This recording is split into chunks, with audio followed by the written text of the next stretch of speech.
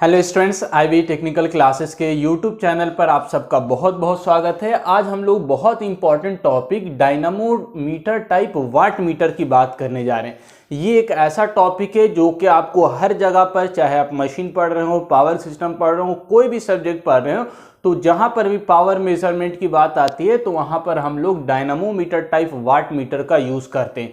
तो अगर आपको इसका इंटरनल कंस्ट्रक्शन वर्किंग नहीं मालूम होगा तो कोई भी आप टेस्ट कीजिएगा या कहीं पर भी पावर मेजरमेंट की बात होगी तो आपको समझ में नहीं आएगा। तो ये टॉपिक बहुत इंपॉर्टेंट है, तो इसको ध्यान से समझिएगा। पावर मेजरमेंट किस तरह से होता है और हम लोग dynamometer type wattmeter के द्वारा पावर किस तरह से मेजर करते हैं, इसका इंटरनल कंस्ट्रक्शन क्या क्या होता है, कॉइल कितने टाइप का होता है, टॉर्क किस तरह से प्रोड्यूस होता है, और साथ ही साथ इस टॉपिक से रिलेटेड जो भी एमसीक्यू बनने वाला है, ऑब्जेक्टिव क्वेश्चन जो कि एग्जाम्स के अंदर और कंपटीशन के अंदर पूछा जाएगा, वो सारा भी हम लोग आज की इस वीडियो के अंदर कवर करेंगे। तो आज का ये वीडियो बहुत इंपॉर्टेंट है, तो वीडियो को पूरा देखिएगा ताकि आपको ये टॉपिक बहुत अच्छे से और क्लियर समझ में आ जाए। तो सबसे पहले हम लोग इसका इंट्रोडक्शन जानते हैं कि dynamometer type wattmeter है क्या। तो wattmeter, dynamometer type wattmeter एक ऐसा उपकरण है जिसके द्वारा हम लोग इलेक्ट्रिकल पावर मेजर करते हैं।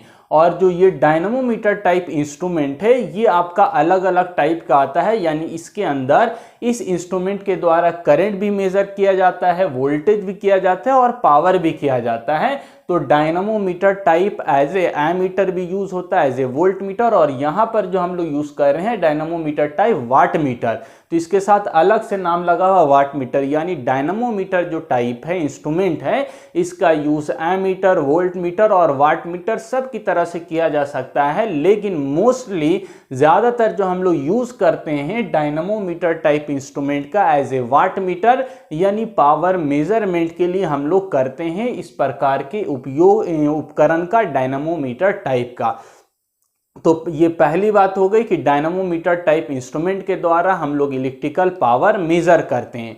दूसरी बात, जो पावर होता है इसको दो कैटेगरी में बांटा जाता है, एक एसी पावर होता है, दूसरा डीसी पावर होता है, और फिर आपका एसी के अंदर सिंगल फेज और थ्री फेज होता है। तो हर प्रकार का, चाहे आपका डीसी पावर हो, एसी पावर हो, सिंगल फेज के लिए हो, थ्री फेज के लिए, हर प्रकार का पावर इस प्रकार के इंस्ट्रूमेंट यानी dynamometer type wattmeter के द्वारा मेजर किया जाता है। ये सभी प्रकार के पावर को मेजर करने के लिए एप्लीकेबल है, उपयोग होता है, यूज होता है।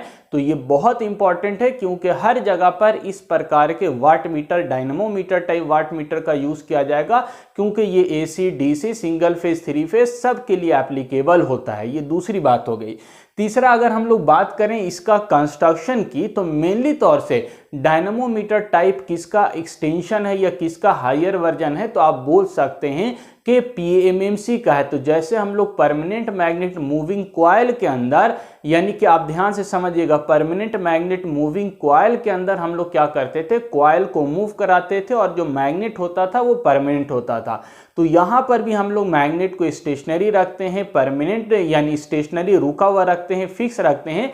लेकिन आपका जो पीएमएमसी था वहां पर जो मैग्नेट होता था वो परमानेंट होता था, लेकिन यहां पर हम लोग क्या करेंगे, इलेक्ट्रोमैग्नेट बनाएंगे। तो यही मेन डिफरेंस होता है पीएमएमसी और dynamometer type wattmeter में, कि वहां पर सिर्फ एक ही कॉइल के अंदर सप्लाई जाती थी और वो जो कॉइल होता था वो करंट कॉइल होता था, जिसके अंदर कॉइल के अंदर करंट जाएगा और उसकी वजह से डिफ्लेक्शन होता था। लेकिन यहाँ पर दो कॉइल बंधा हुआ होता है, एक कॉइल आपका स्टेशनरी होता है, फिक्स होता है, जिसके द्वारा हम लोग मैग्नेट प्रोड्यूस करते हैं, और दूसरा जो कॉइल होता है वो मूविंग कॉइल होता है, जिसके क्रॉस हम लोग वोल्टेज अप्लाई करते हैं।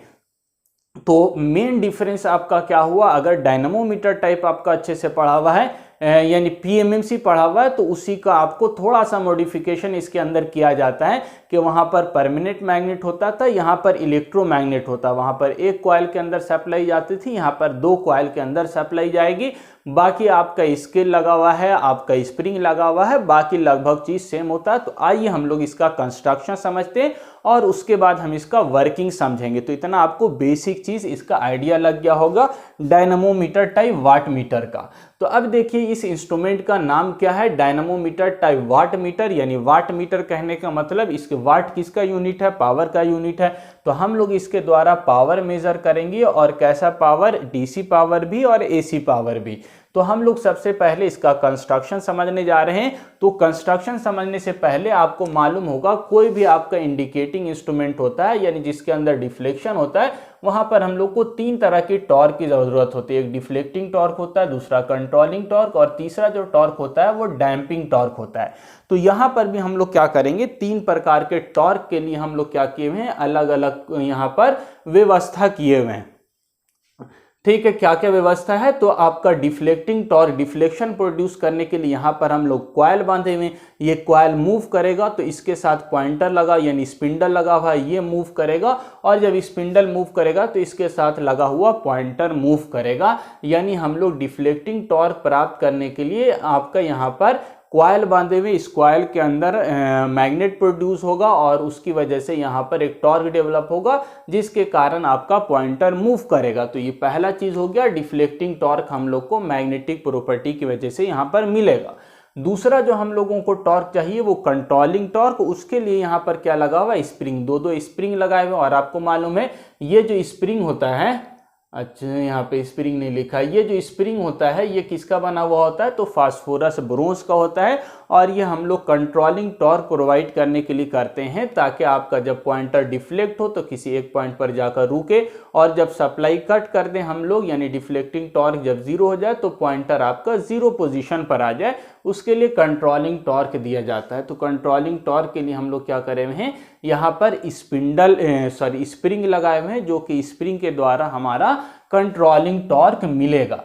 तीसरा हमको क्या चाहिए, डैम्पिंग टॉर्क चाहिए। तो डैम्पिंग के लिए डायग्राम के अंदर नहीं दिखाया हुआ है, लेकिन यहाँ पर हम लोग एयर चैम्बर लगाते हैं, और एयर चैम्बर के द्वारा क्या करते हैं, डैम्पिंग को प्रोवाइड किया जाता है। यानी एयर चैम्बर के द्वारा डैम्पिंग इसके अंदर हम लोग प्रोवाइड करेंगे। तो डिफ्लेक्टिंग टॉर्क, कंट्रोलिंग और डैम्पिंग, तीनों चीज हम लोग इसके अंदर प्रोवाइड करते हैं। अब और क्या चीज, यानी ये 3 चीज समझ में आ गया। अब देखिए कॉइल समझिए, मेन कॉइल क्या क्या लगा हुआ है।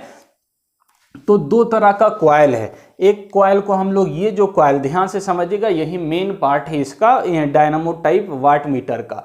ये ऊपर में जो ये दोनों कॉइल लगा हुआ, ये दोनों कॉइल मिलाकर एक सिंगल कॉइल है, यानी दोनों आपस में कनेक्टेड होता है, सीरीज में है। तो ये दोनों कॉइल को हम लोग क्या बोलते हैं, करंट कॉइल बोलते हैं। और इसी को दूसरा नाम इसका क्या होता है, फिक्स कॉइल होता है, यानी स्टेशनरी रहता है, स्टेबल रहता है, ये मूव नहीं करता है। सिर्फ हम लोग इसका यूज मैग्नेट प्रोवाइड करने के लिए, यानी मैग्नेटिक फील्ड बनाने के लिए इसका यूज हम लोग करते हैं। तो ये पहला कॉइल है जिसको हम लोग करंट कॉइल बोलेंगे। ये लोड के साथ या सप्लाई के साथ किस तरह से कनेक्टेड है, सीरीज में कनेक्टेड है। जो फेज वायर है, देखिए फेज वायर के साथ ये कनेक्टेड है, डायरेक्ट लोड के पास चला गया, तो यहाँ पर कोई भी करंट के अंदर डाइवर्जन नहीं है। तो ये कॉइल जो है आपका करंट कॉइल कहलाता है, और ये करंट कॉइल फिक्स होता है, इसीलिए इसको फिक्स कॉइल भी कहा जाता है। दूसरा जो कॉइल यहाँ पर बांधा हुआ है, ये मूविंग कॉइल होता है, और इसी को हम लोग पोटेंशियल कॉइल भी बोलते हैं, और इसी का और नाम हम लोग प्रेशर कॉइल देते हैं, या शंट कॉइल भी इसका नाम दिया जाता है। सारा एक ही चीज़ है, वोल्टेज कॉइल भी बोला जाता है, तो अलग अलग नाम से इसको बुलाया जाता है। जनरली हम लोग इसको पीसी से, प्रेशर कॉइल से डिनोट करते हैं। तो प्रेशर कॉइल भी बोल सकते हैं, पोटेंशियल कॉइल भी बोल सकते हैं, और यही पोटेंशियल या आपका वोल्टेज कॉइल भी कहा जाएगा। ये मूविंग नेचर का होता है, इसीलिए इसको मूविंग कॉइल भी कहा जाएगा। तो 2 तरह का कॉइल है। अब देखिए इसको हम लोग वोल्टेज कॉइल या पोटेंशियल कॉइल क्यों कह रहे हैं, तो अब ध्यान से देखिए कि ये लोड है, लोड के क्रॉस यानी एक पॉजिटिव टर्मिनल ऊपर वाला है और नीचे वाला नेगेटिव टर्मिनल है। तो वोल्टेज जब हमको चाहिए तो क्या करते हैं, दोनों के क्रॉस लगाते हैं। तो ध्यान से देखिए कि ये वाला जो इस कॉइल से रेड कलर से हमने इसीलिए दिखाया ताकि आपको अच्छे से समझ में आ जाए। तो ये वाला जो कॉइल बंधा हुआ है, ये कौन सा टर्मिनल है, पॉजिटिव टर्मिनल से, और दूसरा इसका जो टर्मिनल लगा हुआ है ये किससे, निगेटिव टर्मिनल या न्यूट्रल से लगा हुआ। यानी एक फेज और न्यूट्रल जब मिल जाएगा तो इसके क्रॉस वोल्टेज अप्लाई हो जाएगा। तो ये देखिए इसके अंदर करंट का डाइवर्जन भी हो रहा है, करंट डिवाइड भी हो रहा है, और एक फेज और एक न्यूट्रल से लगा हुआ है। यानी ये जो कॉइल है इसके क्रॉस वोल्टेज अप्लाई होगा, और इसीलिए हम लोग इसको voltage coil, pressure coil, potential coil कहते हैं। और ये मूविंग नेचर का होता है, इसीलिए इसको मूविंग कॉइल भी कहा जाता है। तो दो तरह का कॉइल हो गया, पहला कॉइल आपका सीरीज में कनेक्टेड है, दूसरा कॉइल आपका लोड के साथ या सप्लाई के साथ पैरेलल में कनेक्ट है। इसके अंदर जो फ्लक्स प्रोड्यूस होगा, जो मैग्नेट प्रोड्यूस होगा, वो करंट की वजह से होगा। और करंट किसके प्रोपोर्शनल होगा? तो लोड के प्रोपोर्शनल होगा। लोड जितना ज़्यादा उतना ही ज़्यादा आपका करंट होगा। तो दो तरह का कॉइल आपको समझ में आ गया होगा। इसके अलावा क्या लगा हुआ है? ये जो मूविंग कॉइल है, इस मूविंग कॉइल के साथ क्या लगा हुआ है? स्पिंडल लगा हुआ है। अगर ये मूविंग कॉइल मूव करेगा तो इसके साथ लगा हुआ ये वाला स्पिंडल क्या होगा? ये अगर मूव करेगा तो ये स्पिंडल क्या होगा? रोटेट होगा। और जैसे स्पिंडल रोटेट होगा तो इसके साथ लगा हुआ होगा पॉइंटर, ये पॉइंटर डिफ्लेक्ट होगा और पॉइंटर डिफ्लेक्ट होगा तो रीडिंग शो करेगा। तो यहाँ पर आपका दो तरह का कॉइल है, स्पिंडल है, स्पिंडल के ऊपर पॉइंटर इसके साथ अटैच है और इसके साथ स्प्रिंग लगा हुआ और बाकी स्केल ऊपर में लगा हुआ है जहाँ पर कैलिब्रेशन किया हुआ है, रीडिंग शो किया हुआ है। और यहाँ पर हमको यूनिफॉर्मली स्केल मिलता है, यानी कि स्प्रिंग कंट्रोल के अंदर आपने पढ़ा होगा पहले भी, स्प्रिंग कंट्रोल के अंदर आपका थीटा के प्रोपोर्शनल होता है और जो ग्रेविटी कंट्रोल होता है उसमें साइन थीटा के प्रोपोर्शनल होता है। तो जब साइन थीटा की वैल्यू होगी तो वहाँ पर क्या होता है? नॉन यूनिफॉर्म स्केल मिलता है, या उसी को नॉन लीनियर स्केल भी कहा जाता है। तो इसको हम लोग लीनियर स्केल या इसी को हम लोग यूनिफॉर्म स्केल कहेंगे। तो यहाँ तक कोई दिक्कत नहीं होना चाहिए आपको। अब तक हम लोग क्या क्या बात किया है?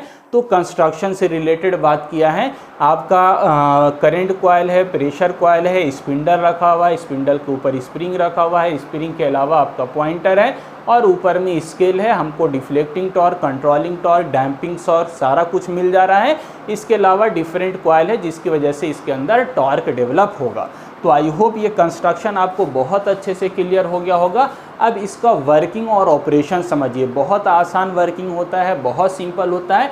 इससे पहले जो हम लोग पीएमएमसी पढ़ते थे तो वहाँ पर हम लोग क्या पढ़ा कि दो परमानेंट मैग्नेट यूज़ किया और इसके अंदर कॉइल हम लोग यूज़ करते थे। इसी कॉइल के अंदर सप्लाई देंगे तो यहाँ पर डिफ्लेक्शन प्रोड्यूस होगा, यानी मोटरिंग एक्शन आप कह लीजिए। मोटरिंग एक्शन में क्या होता है कि जब हम लोग क्या करें, किसी भी करंट, ये कॉइल था, इस करंट कैरिंग कॉइल को कहाँ रखा हम लोग? परमानेंट मैग्नेट के अंदर, यानी मैग्नेटिक फील्ड के अंदर रखा।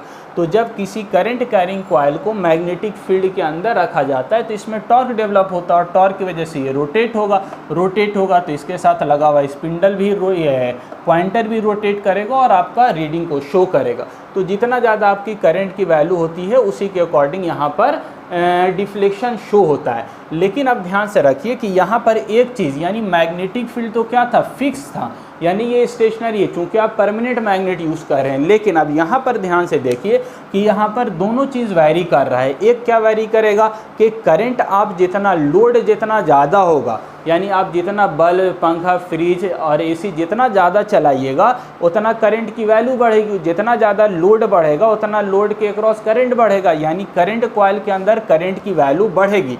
और इसी जो करंट कॉइल के अंदर करंट की वैल्यू बढ़ रही, उसी का नाम हम क्या दिए हुए? I1 दिए हुए। यानी एक तो आपका जो मैग्नेटिक फील्ड प्रोड्यूस होगा ये स्टेशनरी नहीं है, चेंज हो रहा है। और ये मैग्नेटिक फील्ड किस पर डिपेंड करेगा? लोड पर डिपेंड करेगा। और लोड जितना ज़्यादा होगा करंट की वैल्यू ज़्यादा होगी, यानी I1 ज़्यादा होगा। I1 ज़्यादा होगा यानी मैग्नेटिक फील्ड ज़्यादा होगा। ठीक है, ये पहला चीज़। और ये मैग्नेटिक फील्ड ज़्यादा होगा तो ऑब्वियस है कि टॉर्क ज़्यादा होगा।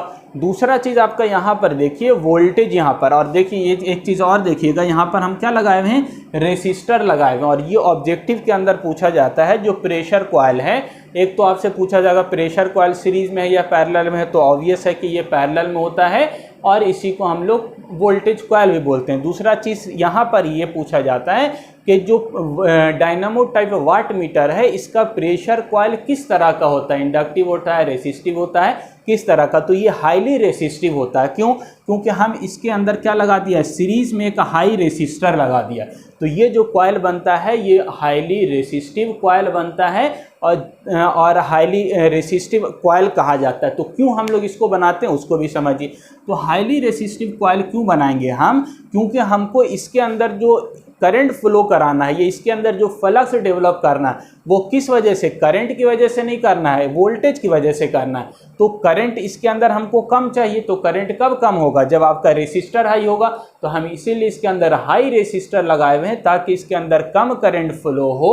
और करंट कहाँ से फ्लो हो, तो करंट कॉइल से फ्लो हो। तो ये जो कॉइल है इसके अक्रॉस करंट तो फ्लो होगा लेकिन कम करंट फ्लो होगा, और जो करंट फ्लो होगा यानी I2 की जो वैल्यू होगी वो किस पर डिपेंड करेगा, तो वो वोल्टेज पर डिपेंड करेगा। वोल्टेज जितना ज़्यादा होगा उतना ही इसके अक्रॉस, ये देखिए दोनों पैरेलल में, अगर इसी चीज़ को हम शॉर्ट में बनाएं तो यहाँ पर आप इस तरह से भी दिखा सकते हैं, यानी जितना वोल्टेज ज़्यादा रहेगा उतना ही यहाँ पर करंट की वैल्यू I2 की वैल्यू ज़्यादा होगी और यहाँ पर मैग्नेटिक फील्ड की वैल्यू ज़्यादा होगी। यानी ये लोड पे डिपेंड नहीं कर रहा है, डायरेक्टली करंट पर डिपेंड नहीं कर रहा है, ये किस पर डिपेंड कर रहा है, वोल्टेज पे डिपेंड कर रहा है। तो इसीलिए कि इस कॉइल के अंदर जो फ्लक्स प्रोड्यूस हो वोल्टेज पर डिपेंड करे, उसीलिए हम लोग क्या करते हैं, इस कॉइल को प्योर रेसिस्टिव कॉइल बनाते हैं, हाईली रेसिस्टिव कॉइल बनाते हैं कि इसके अंदर जो करंट फ्लो हो वो लोड के अकॉर्डिंग नहीं हो बल्कि वोल्टेज के अकॉर्डिंग हो। और जनरली जो आपका जो वोल्टेज रहता है वो किस तरह का, लगभग फिक्स रहता है पैरेलल होने की वजह से। तो मेनली जो फ्लक्स के अंदर चेंजिंग आएगा वो किस में आएगा, करंट कॉइल के अंदर यानी फिक्स कॉइल के अंदर आएगा। तो आई होप आपको ये चीज़ समझ में आया होगा। अब देखिए टॉर्क की बात आती है, तो आपको पहले ही बताया कि ये डीसी पर भी काम करता है और एसी पर भी काम करता है, सिंगल फेज के लिए भी, 3 फेज के लिए भी।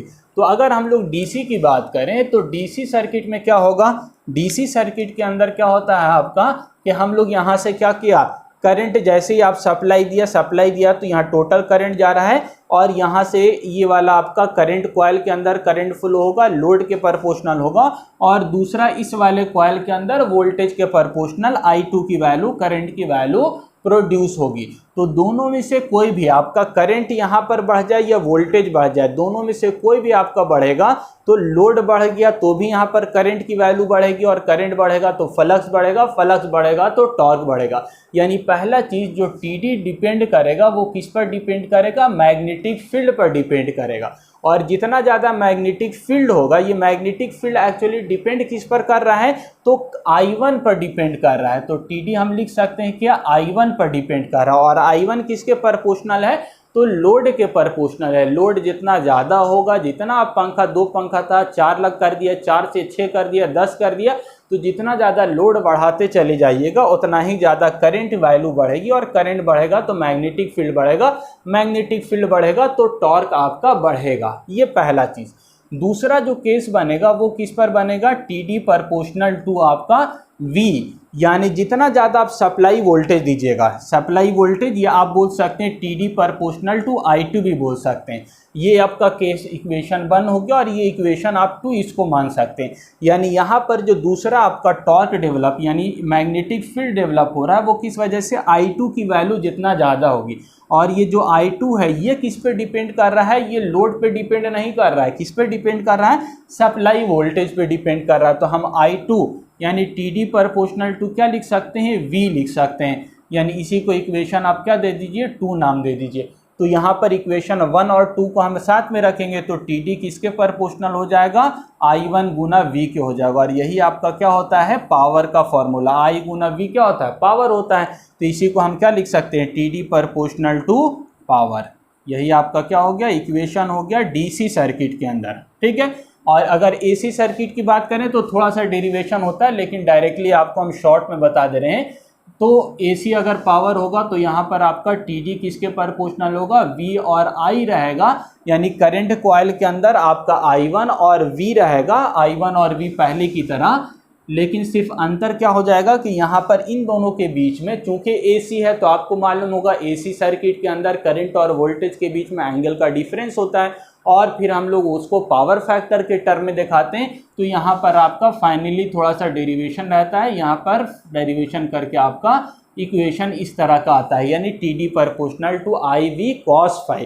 यानी करंट पर भी डिपेंड करेगा, वोल्टेज पर भी डिपेंड करेगा, और इन दोनों के बीच में एंगल कितना है, पावर फैक्टर कितना है, उस पर डिपेंड करेगा, और उसी के अकॉर्डिंग इसमें टॉर्क डेवलप होगा। तो आई होप आपको इसका बेसिक इंफॉर्मेशन, इसका कंस्ट्रक्शन और इसका वर्किंग और इक्वेशन सारा कुछ समझ में आ गया होगा। तो ये पावर का मतलब, वाट मीटर का मतलब क्या, पावर मेजर कर रहा है। पावर का मतलब क्या होता है, करंट और वोल्टेज का प्रोडक्ट को ही पावर कहते हैं। तो जितना ज़्यादा आपका क्या होगा, करंट की वैल्यू या वोल्टेज की वैल्यू ज़्यादा होगी तो पावर की वैल्यू ज़्यादा होगी, और पावर ज़्यादा होगा तो आपका डिफ्लेक्शन ज़्यादा होगा। ये डिफ्लेक्शन करंट वोल्टेज दोनों पर डिपेंड कर रहा है, इसीलिए डिफ्लेक्शन ज़्यादा होगा और आपका ज़्यादा रीडिंग होगा। और जनरली जो वोल्टेज रहता है वो आपका स्टेशनरी लगभग फिक्स रहता है। जो चेंज करता है पावर के अंदर वो कौन चेंज करता है, तो करंट की वैल्यू। तो लोड जितना आपके घर में 230 वोल्ट आ रहा है, 220 वोल्ट आ रहा है, लेकिन लोड जितना बढ़ाते चले जाइएगा आप, जितना ज़्यादा आप पंखा से कूलर लगाइएगा, कूलर से एसी लगाइएगा, तो जितना ज़्यादा आप करंट की लोड बढ़ाइएगा करंट की वैल्यू बढ़ जाएगी, और करंट बढ़ेगा तो पावर बढ़ेगा, पावर कंजम्पशन ज़्यादा होगा तो आपका डिफ्लेक्शन ज़्यादा होगा। यानी ये मीटर शो करेगा कि आप अपने घर के अंदर क्या कर रहे हैं, ज़्यादा पावर का कंजम्पशन कर रहे हैं। ये लोड मतलब आपका घर है, और यहाँ पर सप्लाई है, यानी जो सप्लाई आपके घर में आ रही है उस सप्लाई और लोड के बीच में, आपके घर और सप्लाई के बीच में हम लोग वाट मीटर लगा देंगे।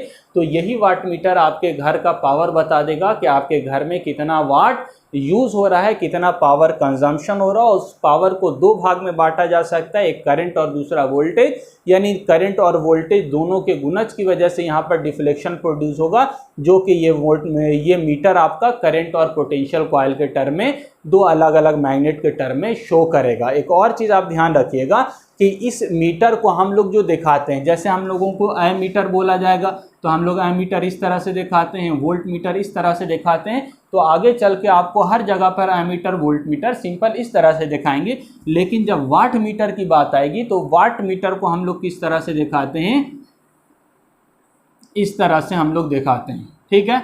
या यहाँ पर रेसिस्टर टाइप का लगा देते हैं, यहाँ पर आपका लोड होगा, और इसी को हम लोग क्या बोलते हैं, वाट मीटर। यानी वाट मीटर के अंदर दो कॉइल हम लोग दिखाते हैं, एक को करंट कॉइल बोलते हैं और दूसरे को हम लोग प्रेशर कॉइल बोलते हैं। तो इन दोनों का कॉम्बिनेशन मिलकर वाट मीटर को रिप्रेजेंट किया जाता है। तो वास्तव देखिए यही जो पूरा डायग्राम है, इसी को शॉर्ट फॉर्म में इतना से दिखाया जाता है। दो कॉइल बांधा जाता है, करंट कॉइल, दूसरा पोटेंशियल कॉइल या प्रेशर कॉइल। इन दोनों के कॉम्बिनेशन को क्या कहते हैं, वाट मीटर। और दोनों की वजह से टॉर्क डेवलप होता है, पॉइंटर डिफ्लेक्ट होता है, और वाट को यानी पावर कंजम्पशन को शो करता है। तो आई होप आपको इसका इंट्रोडक्शन, इसका वर्किंग, इसका कंस्ट्रक्शन और इसका सिंबल, इसका डेरिवेशन, ये सारा कुछ बहुत अच्छे से समझ में आ गया होगा। अगर इतना आपको क्लियर है तो हम लोग आगे की जो टॉपिक है वो बहुत आसानी से आपको समझ में आ जाएगा, जिसके अंदर हम लोग पावर किस तरह से मेज़र किया जाता है उसको हम लोग, यानी डिफरेंट जो मेथड होता है, तरीका होता है, 2 वाट मीटर, 3 वाट मीटर, उसके बारे में चर्चा करेंगे। तो आज के लिए इतना ही, मिलते हैं नए वीडियो में। Thank you.